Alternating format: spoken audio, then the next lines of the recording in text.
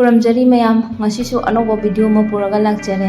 ma'am ngasi video sidi peruk kangsoi thongbagi video oidoini ma'am peruk se ayamba matam dadi sinju khangde aduga kangsu aduga kangme tawraga adum iromba tawraga ayamba na loina chanai ko aduga ngasi di anoba recipe ma try tawraga yengena tawbani kangsoi oina tawraga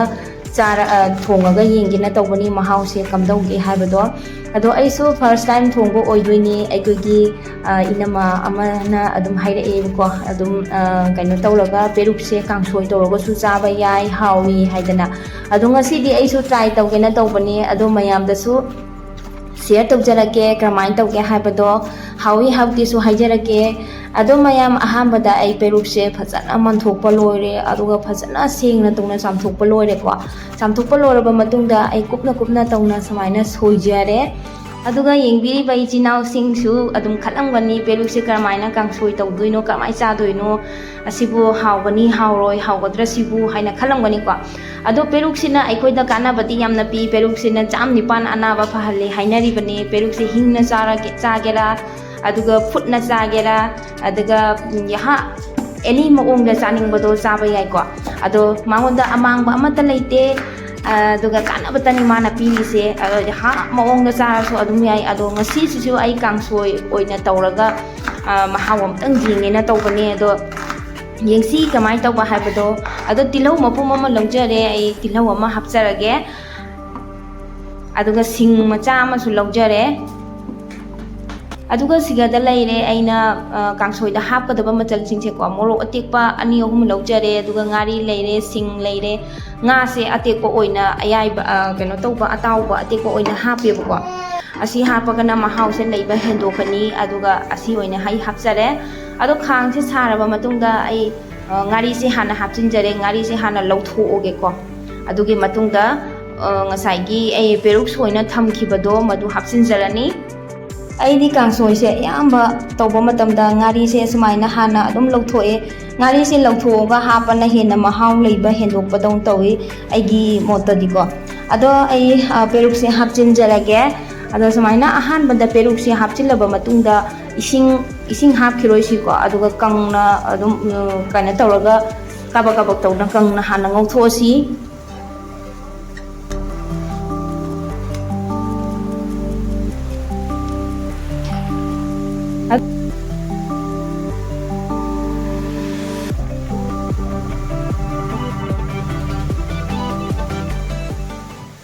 aduga magi ngasai gi machal mayam sing do ko loina hapchil la sip ko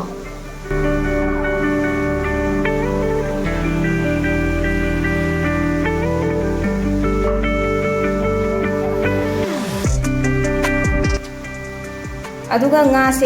segaraga oina hapage segaraga oina hapadi mahause leiba hendokani ado mapum oina hapchalladi keno tawrani ko ado mahaudo leibadu walani aduna segaraga oina loina hapchinjare aduga phajana okhairaga mu ngahakang ngauthosi yairaga maise low flame da thammaga ko ngakang khumjillaga kabak tongna ngauthoge aduga yengasi ngahak khumjillaga thamaba matungda hangdokjare ko ado hauji keno sisu tum khara dum pathare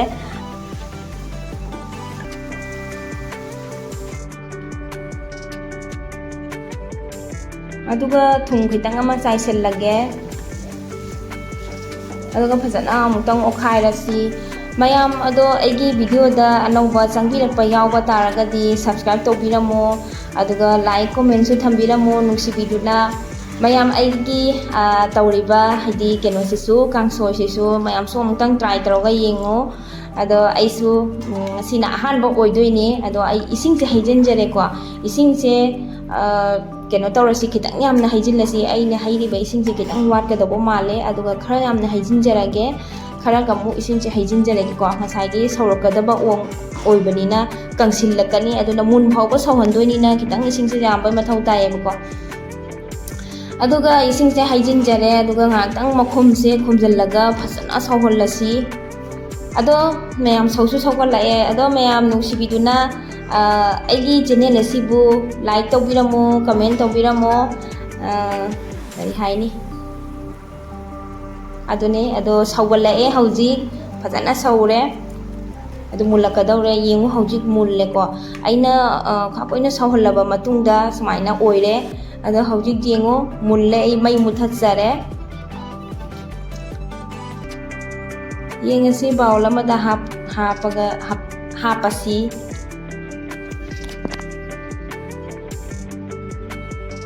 ꯃꯌꯥꯝ ꯑꯩ ꯍꯥꯏꯁꯤꯟꯅꯕ ꯅꯠꯇꯦ ꯍꯥꯎꯏ ꯌꯥꯝꯅ ꯑꯗꯣ ꯆꯥꯛꯀ ꯆꯥꯔꯒꯗꯤ ꯌꯥꯝ ꯊꯤꯅ ꯍꯥꯎꯏ ꯍꯥꯏꯕꯗꯤꯀꯣ ꯑꯁꯨꯃꯥꯏꯅ ꯃꯍꯤꯁꯤꯡꯇꯪ ꯃꯄꯪꯁꯤꯒ ꯃꯍꯤꯁꯤꯒ ꯁꯨꯃꯥꯏꯅ ꯊꯛꯄ ꯆꯥꯕ ꯇꯥꯔꯒꯗꯤ ꯃꯥꯒꯤ ꯄꯦꯔꯨꯛꯀꯤ ꯀꯩꯅꯣ ꯇꯧꯕꯒꯤ ꯈꯥꯆꯣꯛ ꯍꯥꯏꯗꯤ ꯈꯤꯇꯪ ꯈꯥꯔꯞ ꯇꯧꯕ ꯑꯃ ꯆꯠꯂꯤꯕꯀꯣ ꯌꯥꯝ ꯀꯟꯅ ꯈꯥꯗ꯭ꯔꯒꯁꯨ ꯑꯗꯨꯒ ꯆꯥꯛꯀ ꯁꯨꯃꯥꯏꯅ ꯇꯣꯠꯂꯒ ꯆꯥꯕꯁꯤꯗꯤ ꯑꯁ ꯈꯨꯍꯥꯎ ꯂꯩꯇ꯭ꯔꯦ ꯍꯥꯎꯋꯤ ꯌꯥꯝꯅ ꯍꯩꯅꯗꯕ ꯃꯤꯅꯗꯤ ꯍꯩꯅꯔꯣꯏꯀꯣ ꯑꯗꯨꯒ ꯍꯩꯅꯕ ꯃꯤꯅꯗꯤ ꯌꯥꯝ ꯊꯤꯅ ꯍꯥꯎꯋꯦꯅ ꯆꯥꯒꯅꯤ ꯑꯗꯣ ꯑꯁꯤꯁꯦ ꯍꯛꯆꯥꯡꯗ ꯌꯥꯝꯅ ꯀꯥꯟꯅꯕ ꯄꯣꯠꯅꯤ ꯑꯗꯣ ꯑꯌꯥꯝꯕꯅꯗꯤ ꯆꯥꯒꯗꯕꯅꯤ ꯍꯥꯏꯅ ꯈꯜꯂꯦ ꯑꯗꯣ ꯑꯃꯨꯛꯇꯪ ꯇ꯭ꯔꯥꯏ ꯇꯧꯔꯒ ꯌꯦꯡꯕꯤꯌꯨ ꯃꯌꯥꯝꯁꯨ ꯑꯗꯨꯒ ꯚꯤꯗꯤꯑꯣꯁꯦ ꯂꯣꯏꯁꯤꯟꯖꯔꯒꯦ